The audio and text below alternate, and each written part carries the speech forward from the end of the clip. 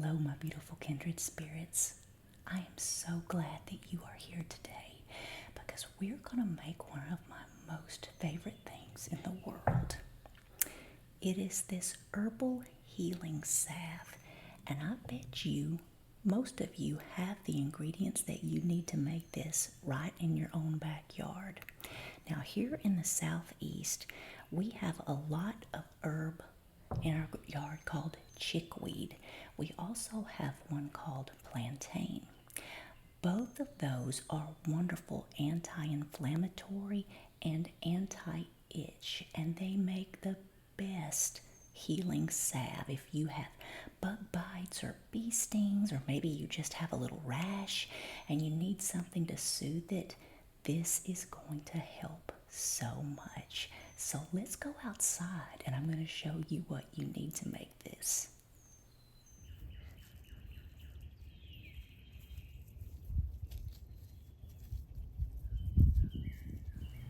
The first herb that we're going to forage for is plantain, and this is found pretty much everywhere.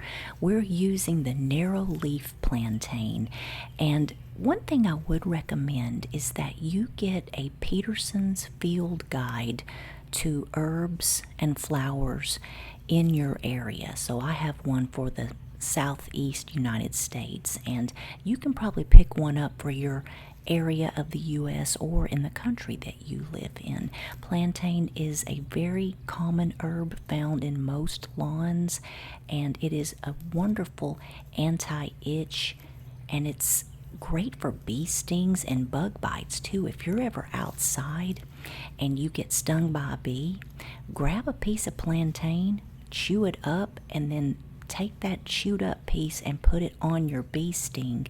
It's a drawing herb, so it will draw the poison out of your skin.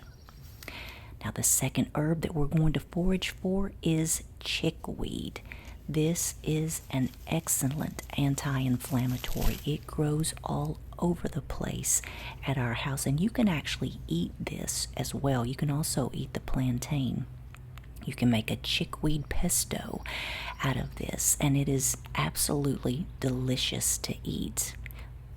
The chickweed is characterized by these tiny little white flowers that look like stars. But again, get yourself a good field guide so that you can identify these, because you want to make sure that you're always using the correct herb in your salves. You have harvested all of your herbs from outside. You're going to wash them really well and put it through a salad spinner, or you can just dry it in between 2 cup towels and get it good and dry. Then you're going to chop it up really fine and just make it tiny, because we want our oil to cover every bit of this chickweed and plantain. And you're going to put all of your chopped herb into a large jar. We're going to be using the simpler method today, so I'm going to chop up 1 cup of plantain and chickweed, and I'm going to be adding 1 cup of oil to this mixture. So it's a 1-to-1 ratio. Now you can use jojoba oil, you could use sweet almond oil, or you could use a really good olive oil. Just be sure that it is pure olive oil and not a mixture. So I have put 1 cup of herb and 1 cup of oil into my jar, and I like to put mine in my crock pot for 8 hours in a water bath. So I'll fill my crock pot about halfway full of water, set my jar with a lid on it down inside of it, and let it sit for 8 hours and let all of those medicinal properties come out into the oil. And after the mixture has set for 8 hours, now you're going to strain it. And I have a strainer, and then I also have a glass measuring jar. And so I'm going to strain all of that oil through my little strainer. And look at that color. Isn't that gorgeous? Just looks like springtime. Chartreuse is just beautiful. Now at this point, I've made another double boiler by using a pot with a little bit of water and then another glass mixing container here, and I've added to my oil, my herbal oil, I've added 1/4 of a cup of beeswax pellets. And don't worry, I'm going to leave a link down in the description where you can obtain all of these and you can see what I'm using. So you're going to mix together your 1/4 cup of beeswax pellets to your herbal infused oil. And you're going to let those beeswax pellets melt. And it may take a little while. I think it took me maybe about 10 minutes for everything to melt down. You can stir it just to make sure that everything is melted properly.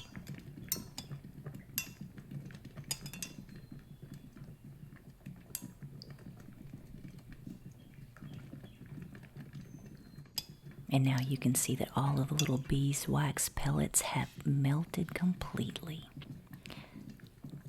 One thing that I like to do to test my salve is to get a ceramic plate and then pour a little bit of the salve and beeswax mixture onto that cold plate and let it harden. It does not take long to harden. You just kind of move the plate around until it gets hard. And then you're going to touch it and feel of it. And if it feels like a good salve should, which is not too hard and not too soft, then you know you've got the right amount of beeswax. If you want it a little bit harder, you can add a little bit more beeswax. All right, so now we have our herbal healing salve mixture all ready to go. And I'm going to be pouring it into these little 1.5 ounce jars, the little hexagon shaped jars. And they have these little pretty little golden caps you can put on them. But what I'm going to do first, this mixture smells very green in that it smells a little earthy, spicy, and like grass. I love the way that smells, but not everyone does. So if you want to make it a little sweeter smelling, you can add some lavender essential oil to it. Now, one thing that is very, very important, and I must stress this to you, is not all lavender essential oil is created equal. There are a lot of lavender essential oils for sale on Amazon that are not a pure distillation of the lavender flower. They are synthetic, and you do not want that in your healing salve. You're much better off not putting anything in there than you are putting something synthetic in there. This brand has been around for a very long time. It's the Now brand. I buy this at a little health food store near us in Charlotte, but you can buy it from Amazon. I'm pretty sure they also sell it at Publix too, if you have a Publix grocery store. But if you're not in the U.S., I'm so sorry. I don't know if they sell it anywhere else. But please, please make sure if you use any essential oils that you get a pure distillation. Do not use anything synthetic. All right. So what I'm going to do, since this is about 1.5 cups, I'm going to add 15 drops of essential oil.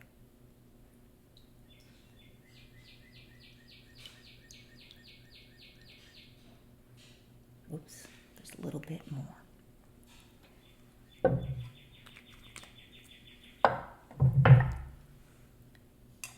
Mix that around.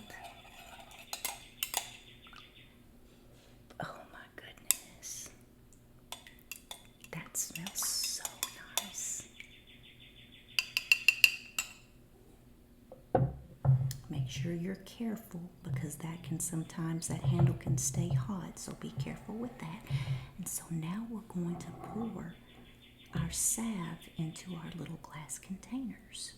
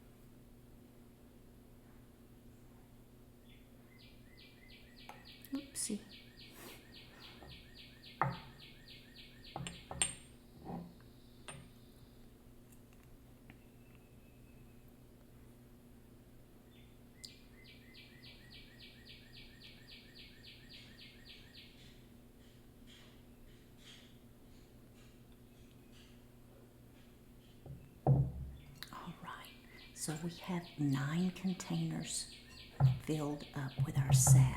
I'm not going to pour the remainder in there because it has some sediment in it and we don't want that in our salve. What you're going to do is let these sit aside until they've cooled and until they've hardened. So it can take anywhere from an hour to 30 minutes, just depending on how hot your house is. And then when this has solidified and it's cooled down, then you're safe to put the little lids on it. Just like that. And then you can store it away. And if you need to use it, you can. So there you have it. It is so easy to make and to put together. It only takes a few ingredients. And you'll be so proud of yourself when you make something like this to help your family or maybe give away as gifts. People love stuff like this. Thank you so much for watching, and I'll see you on the next video.